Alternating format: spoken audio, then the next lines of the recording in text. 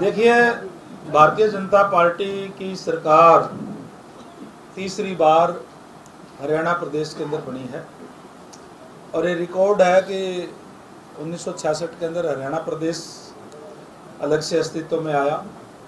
उसके बाद में पहली बार किसी पार्टी की सरकार बनी है तो भारतीय जनता पार्टी की तीसरी बार सरकार बनी है।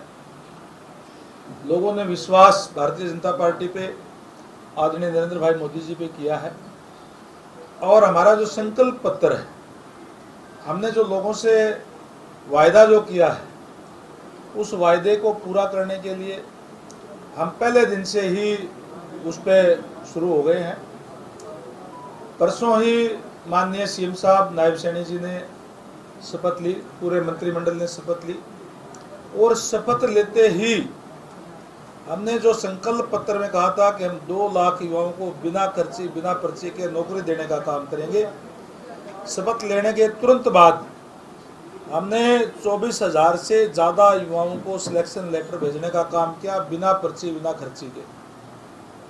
मुझे आज बड़ी खुशी हुई जब मैं आज आ रहा था बरवाड़ा शहर के अंदर से, तो एक जो सब्जी की रेडी वाला व्यक्ति था, राजवीर नाम का, मैंने नाम पूछा उससे, वो एक मिठाई का डब्बा लेकर के आ गया।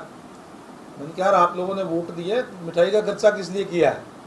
बोला जी मिठाई का खर्चा मैंने इसलिए किया कि मेरा बेटा ग्राम सचिव लगा आज। तो बहुत अच्छी बात, मुझे बड़ा अच्छा लगा कि जिस व्यक्ति को चाहे गांव का सरपंच भी ना जानता हो, चाहे वार्ड का एमसी भी ना जानता हो, उसका भी नंबर, अगर बेटा उसका पढ़ाई के अंदर इंटेलिजेंट है तो उसका नंबर भी आज जो है सरकारी सेवाओं के अंदर आ रहा है। और इसी तरीके से जो पहली कैबिनेट की मीटिंग हुई कल ही हमारी, उसके अंदर भी सामाजिक न्याय देते हुए जो माननीय सुप्रीम कोर्ट का फैसला था डीएससी का, उसको हमने कल से ही हरियाणा प्रदेश के अंदर लागू करने का काम किया है। 10% कोटा जो है वो अलग से करने का काम किया और उसके साथ साथ हमने अधिकारियों को दिशा निर्देश दिए हैं कि हरियाणा प्रदेश के अंदर सारी की सारी जो फसलें हैं वो एमएसपी पे खरीदी जाएगी।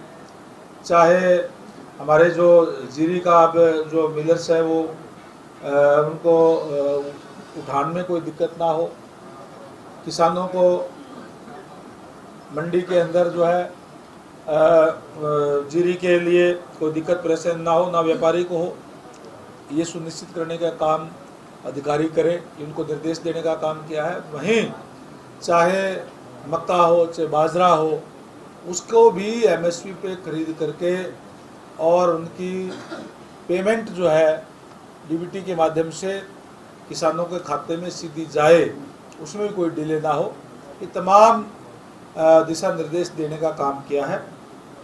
और कल ही माननीय मुख्यमंत्री महोदय ने इस बात की भी घोषणा की कि जो भी हमारे कोई डायलिसिस का या क्रोनिक डिजीज़ का कोई भी मरीज़ हैं, उनके सरकार की तरफ से उनका फ्री इलाज जो है वो कराया जाएगा।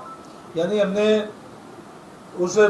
जो संकल्प पत्र हमारा लिया है जो है, उस संकल्प पत्र पे कार्य करना पहले दिन से शुरू कर दिया है और आने वाले समय के अंदर जो हमने लोगों से को कहा है उसको पूरा करने का काम करेंगे। जो सरकार जो है, विधायिका जो है, वो कानून बनाती है, उसको एग्जीक्यूट करने का काम ऑफिसर करते हैं। इसलिए अधिकारियों को दिशा निर्देश दिए हैं कि किसी भी काम में कोई डिले ना हो, अंत्योदय यानी अंतिम व्यक्ति तक सरकारी सेवाओं का लाभ पहुंचे, ये अधिकारी सुनिश्चित करने का काम करें। कोई भी अधिकारी इसमें अगर कोताही बरतेगा तो उसके खिलाफ फिर कड़ा एक्शन लिया जाएगा। बरवाला के अंदर जल भराव की समस्या बड़ी है। मैंने सारी बातों पे विस्तार से टिप्पणी की है। हमने, क्योंकि मैं पहले आपको पता ही है कि नड़वा से चुनाव लड़ता रहा हूँ, चुनाव की दृष्टि से पहली बार मैं बरवाड़ा के अंदर गया। वैसे तो क्योंकि बरवाड़ा मेरे लिए कोई नया नहीं है, पहले भी जाता रहा हूँ, लेकिन चुनाव के हिसाब से हर एक गली के अंदर, हर एक मोहल्ले के अंदर जब गया तो जल भराव की भी दिक्कत है, डेवलपमेंट की भी काफ़ी ज़रूरत है, सीवरेज की, पानी की दिक्कत है।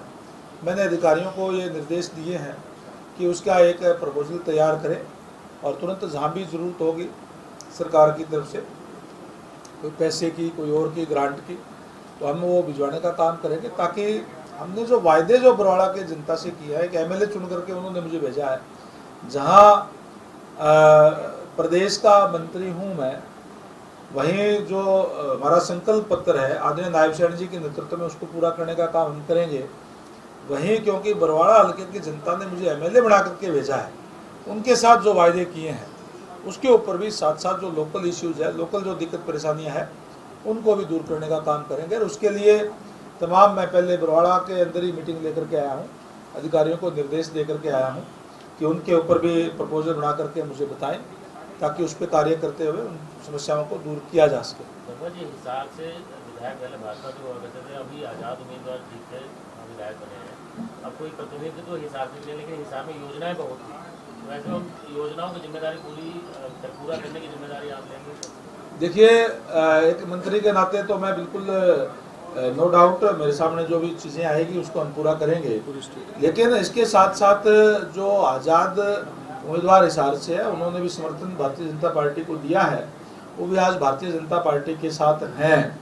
और भारतीय जनता पार्टी तो वैसे भी सबका साथ सबका विकास, जो भी एक यहाँ के नुमाइंदा होने के नाते माननीय जो यहाँ की सदस्य है वो सरकार के सामने कोई भी बात संज्ञान में लाएंगी, वो उसको करने का काम करेंगे। जो हमारे संज्ञान के अंदर है या लोगों के द्वारा भी हमारे संज्ञान में आएगी, जो या हमें जो पहले से पता है उन पे जो कार्य जो चल रहे हैं उसको कार्य भी पूरा करने का काम करेंगे। उड़ान उड़ाने की बात देखिए, अयोध्या के लिए उड़ान जाएगी, चुनाव सरकार बनती, निश्चित रूप से जल्दी ही यहाँ से उड़ानें भी उड़ेगी और आपको भी अयोध्या घुमाने के लिए ले जाएंगे जब व्याप्त होगा। पंचायत एंड डेवलपमेंट मंत्रालय आपको मिलने की बात चल रही है, तो हरियाणा के सरपंचों को क्या मैसेज देना चाहेंगे जो पीछे काफी ज्यादा प्रोटेस्ट कर रहे हैं? देखिए, अभी कोई जो डिपार्टमेंट की बात है वो अभी कोई तय नहीं हुआ है, ये माननीय मुख्यमंत्री महोदय का अधिकार क्षेत्र की बात है। जो भी डिपार्टमेंट मुझे दिया जाएगा उस पर मेहनत और लगन से काम करके हरियाणा के भलाई के लिए कार्य करने का काम करेंगे। और अभी क्योंकि माननीय मुख्यमंत्री महोदय ने अभी अलॉट किए नहीं है, जब अलॉट होंगे तो उसके बाद आपसे बात करेंगे।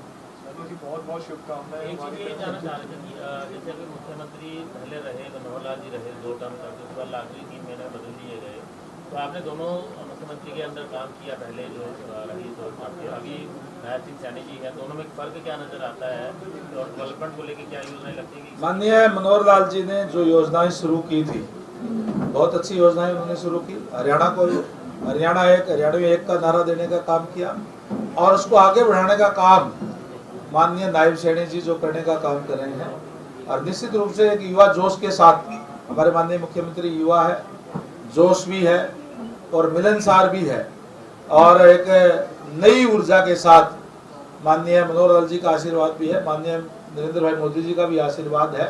उनके आशीर्वाद से हम सारे मिलकर के हरियाणा के डेवलपमेंट के लिए कार्य कर रहे हैं। डिपार्टमेंट वैसे तो आगे जल्द ही घोषित कर दिया जाएगा मंत्रालय में, लेकिन आपकी क्या इच्छा है कि कौन सा मंत्रालय, मतलब कौन से क्षेत्र में जो आप काम करना चाहते हैं? मैंने कभी भी कोई इच्छा जाहिर नहीं की, मैंने तो मंत्रिमंडल की भी इच्छा जाहिर नहीं की, मैंने ना ही कोई चुनाव लड़ने की इच्छा जाहिर की। मैंने पहले भी कहा था कि पार्टी अगर यूँ कहेगी सेंटर में काम करो तो सेंटर में काम करूंगा, पार्टी यूँ कहेगी नड़वा से चुनाव लड़ो तो वहाँ से चुनाव लड़ूंगा।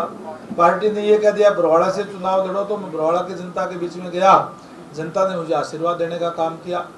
अब जो भी विषय मुझे दिया जाएगा उस पर अपनी मेहनत और लगन से कार्य करेंगे। देश दुनिया की हर खबर सबसे पहले देखने के लिए फॉलो करें Dainik Savera TV, YouTube, Facebook, Instagram, X और व्हाट्सएप चैनल पर।